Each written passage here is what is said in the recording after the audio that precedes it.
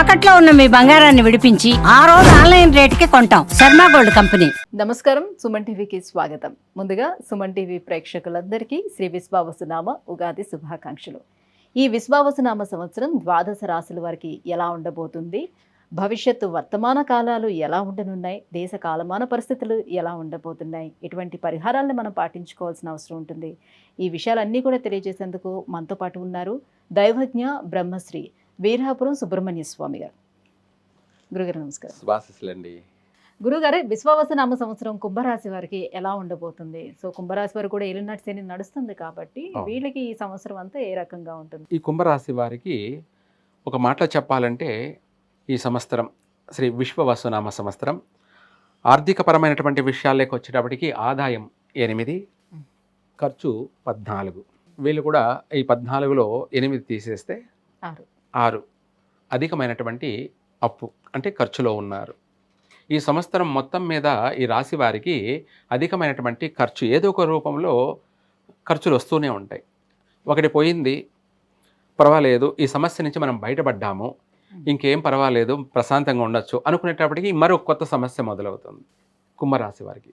ఒకటి పోతే ఒకటి అలా ప్రతిదాన్ని వీళ్ళు ఒక యుద్ధం చేయాల్సిందే. ప్రతి విషయంలోనూ ప్రతిదీ ఓపికగా, ఓర్పుగా, సహనంగా, వీటన్నిటికీ వీళ్ళకు భక్తి మార్గమే వీళ్ళని కాపాడుతుంది. వీళ్ళకు కుంభరాశి వాళ్ళకి అధిక సంఖ్యలో భక్తి కూడా ఎక్కువే ఉంటుంది.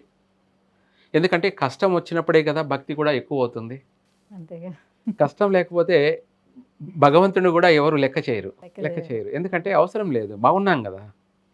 అలా కష్టంలో వీళ్ళు భక్తి మార్గంలోకి ఎక్కువగా ప్రవేశిస్తారు. అది వీళ్ళని కాపాడుతుంది. ఆ విధంగా మొత్తం మీద కుంభరాశి వారికి అధికమైనటువంటి ఖర్చు ఎక్కువగా ఉంది. తర్వాత రాజ్యపూజ్యము, అవమానం విషయాలు చూసుకుంటే గౌరవించే వాళ్ళు 7, రాజ్యపూజ్యం, అవమానం 5. ఇక్కడ వీరికి గౌరవార్థం 2 ఎక్కువగా ఉంది. అంటే కష్టపడినందుకు ప్రతిఫలం ఉంటుంది, గుర్తింపు ఉంటుంది. ఈ సంవత్సరం వీళ్ళకు గౌరవాలు, సన్మానాలు, సత్కారాలు అన్నీ కూడా కలుగుతాయి, బాగానే ఉంటాయి. కానీ ఆరోగ్యపరమైనటువంటి విషయాలలో చాలా జాగ్రత్తగా ఉండాలి. ఏలినాటి శని ప్రభావం జరుగుతూ ఉంది కాబట్టి, దాంతోపాటు ఖర్చు అధికంగా ఉంది కాబట్టి ఈ రాశి వారికి చర్మ వ్యాధులు, ఆరోగ్యపరమైనటువంటి సమస్యలు ఎక్కువగా పట్టి పీడించే అవకాశం ఉంది. వాటితో పాటు కడుపుకు సంబంధించినటువంటి సమస్యలతోనూ అనేకమైనటువంటి అంటే ఆరోగ్యపరమైన విషయాలలో ఎక్కువగా ఆపరేషన్లు జరిగే అటువంటి సమస్యలు అధికంగా ఉన్నాయి ఈ రాశి వారికి. తర్వాత ఈ రాశి వాళ్ళు ఈ సంవత్సరం ఏదైనా సరే ఐరన్ బిజినెస్ కానీ, ట్రావెల్స్ వ్యాపారం చేసేవాళ్ళు కానీ చాలా జాగ్రత్తగా ఉండాలి. అధికమైనటువంటి ప్రమాదాలు సంభవించే అవకాశం ఉంది. ప్రమాదాలు అంటే గాయాలు, వాటితో పాటు వాహన నష్టాలు. కొత్తగా ఎవరన్నా వాహనాలు కొనాలనుకున్న వాళ్ళు ఈ సంవత్సరం కొనకపోవడం మంచిది. ఎందుకంటే అధికమైనటువంటి నష్టాలు జరిగే అవకాశం ఉంది, ప్రమాదాలకు గురి అవకాశం ఉంది. అటు శారీరక గాయాలు, ఇటు వాహన నష్టాలు, అంటే అధికమైనటువంటి ఖర్చు ఏర్పడే అవకాశం ఉంది. రిపేర్లు, తరచూ రిపేర్లు. అందుకనేసి నూతనంగా కొనాలనుకున్న వాళ్ళు చేయకపోవడం మంచిది, ఉన్న వాళ్ళు జాగ్రత్త పడడం మంచిది. అలాగే ఏదైనా సరే ఇతరత్ర వ్యాపారాలలో కూడా ఎక్కువ కష్టపడాలి. కష్టపడినా కూడా ప్రతిఫలం ఉంటుందా అంటే ఖర్చే ఎక్కువగా ఉంటుంది. అందుకనేసి ఈ రాశి వాళ్ళు వీలైనంత వరకు శివునికి పశుపతి అంటారు. ఏమంటారు? పశుపతి. శివునికి వచ్చేసి శనివారం రోజైనా సరే, లేదంటే మంగళవారం రోజైనా సరే, లేదంటే ఆదివారం రోజైనా సరే శివునికి పసుపుతో అభిషేకం చేయాలి. అది నీళ్లు కలిపైనా చేయవచ్చు, లేదా పాలు పసుపు కలిపైనా శివుడికి అభిషేకం చేస్తూ ఉంటే వీళ్లకు ఈ ఏలినాటి శని ప్రభావం నుంచి పూర్తిగా బయటపడతారు. ఈ శివుడికి ఎప్పుడైతే వీళ్ళు ఇలా చేస్తూ ఉన్నారో అలా చేయడం వల్ల ఆ యొక్క ఏలినాటి శని బాధలన్నీ కూడా వీళ్ళకు వర్తించవు, ఎటువంటి నష్టాలు ఉండవు. ఒకవేళ ఉన్నా కూడా చిన్న చిన్న చిన్న సమస్యలతో మాత్రమే బయటపడిపోతుంది. బయటపడతారు. పెద్ద పెద్ద సమస్యలు ఎదురు కావు. భారీ ప్రమాదాలు, అలాగే భారీ ఆర్థిక నష్టాలు, వీటితో ఇయే కాకుండా శారీరక గాయాలు, ప్రమాదాలు, అనారోగ్య సమస్యలు, పట్టి పీడించడం, దీర్ఘకాలికంగా బాధించడము, అటు శారీరక బాధ, మానసిక బాధ, వీటితో పాటు అధికమైన ధన నష్టము, ఇవన్నీ కూడా ఉన్నాయి. కాబట్టి వాటన్నిటి నుంచి కూడా వీళ్ళు బయటపడతారు. ఉద్యోగ మార్పులు కానీ స్థానచలనాలు కానీ అధికంగా ఉన్నాయి. స్థానచలనం అంటే వీళ్ళు ఒక చోట నివాసం ఉన్న వాళ్ళు అక్కడ ఉండరు స్థిరంగా. తరచూ మారే అవకాశాలే ఎక్కువగా ఉన్నాయి. మారే అవకాశాలంటే ఒకటి అనేది కాదు, 4-5 స్థానాలు కూడా మారే అవకాశం ఉంది. ఇదివరకే మారి ఉండాలి, లేదంటే మారే అవకాశం ఉంది. అంటే ఇప్పుడు ఒక 3వ స్థానంలో ఉన్నారనుకుందాం, వాళ్ళు మళ్ళీ ఈ సంవత్సరంలోనే 2 స్థానాలు మారిపోతారు. అంటే 5వ స్థానంలో స్థిరపడతారు.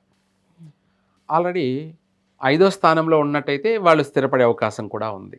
వీళ్ళకు అధికంగా స్థానచలనం ఉంది. అంటే నివాస గృహాల ప్రకారంగా అధిక స్థానచలనము ఉంది. ఉద్యోగపరంగా బదిలీలు, ట్రాన్స్ఫర్లు, అంటే నూతన గృహ నిర్మాణాలు ఏమైనా చేస్తారా? ఆ విషయానికి వచ్చేటప్పటికి కొంచెం కష్టకాలం అని అనుకోవాలి. అంటే గృహ ప్రయత్నాలు అయితే చెయ్యొచ్చు, కానీ అవుతుంది 100% అని చెప్పడానికి లేదు. కష్టపడాలి. అందుకే ఇందాక చెప్పింది, పసుపుతోటి అభిషేకం చేయడం వల్ల ఏదన్నా అనుకున్న పని నెరవేరే అవకాశం ఉంది. అంటే మనం ఈరోజు ఈ పని కావాలి అని చేస్తే కాదు, ఈరోజు చేయడం వల్ల వచ్చే నెల కావచ్చు, కానీ అవుతుంది. అది ఆలస్యంగా నెరవేరుతుంది. ప్రతి పని కూడా ఆలస్యంగా నెరవేరుతుంది. వివాహ ప్రయత్నాలు చేసుకున్నటువంటి వాళ్ళకి బాగా ఆటంకాలు. తరచూ తీరా ఎంగేజ్మెంట్ జరిగి ఆగిపోయే అవకాశాలు ఉన్నాయి. నిశ్చితాంబూలాలు పెట్టుకున్నవి కూడా ఆగిపోయే అవకాశం ఉన్నాయి. పెళ్ళి అయినటువంటి దంపతుల మధ్య ఎడబాట్లు జరిగే అవకాశం ఉంది. అధికంగా గొడవలు, కొట్లాట్లు, విడిపోయే ఛాన్స్ కూడా ఎక్కువగా ఉన్నాయి. అందుకనేసి దీనికి సంబంధించి శివునికి పసుపుతో అభిషేకం చేయడం వల్ల, పసుపు వచ్చేసి పార్వతీదేవి అమ్మవారు, పశుపతి, పశు అమ్మవారు, ఆమె పతి వచ్చేసి పరమేశ్వరుడు. పశుపతి అనగా ఈ పసుపుతో శివుడికి అభిషేకం చేయడం వల్ల భార్యాభర్తల బంధం బలపడుతుంది. నూతన వ్యాపార ప్రయత్నాలు ఏమైనా ప్రారంభించవచ్చు. వీళ్లకు అలా చేయకపోతే ఏమవుతుందంటే, స్త్రీలకు అపవాదాలు, అపనిందలు, కుటుంబ సభ్యులతోనూ భర్తతోనూ విభేదాలు, ఎడబాట్లు, సంతాన నష్టాలు, ఇలా అనేకమైనటువంటి స్త్రీలకు అధికంగా ఇబ్బందులు ఉన్నాయన్నమాట. వాటి నుంచి బయటపడడం కోసం ఎంత పెద్ద ఉపద్రవమైనా సరే చిన్న స్వల్పమైనటువంటి సమస్యతో బయటపడడం.